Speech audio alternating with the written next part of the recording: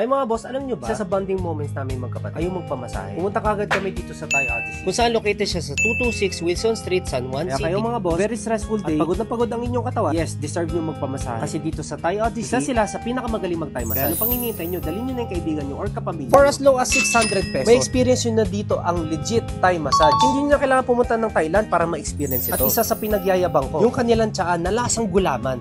May prank ako kayo, Utol. Kung natatapuan ako sa pero papalitan ko yung baso. Paborito ko to, no? Oh, cheers.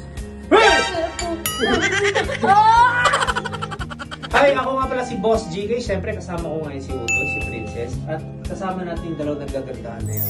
Meron muna akong magandang balita sa inyo kung gusto nyo po magpamasahe at napakasakit ng likod nyo.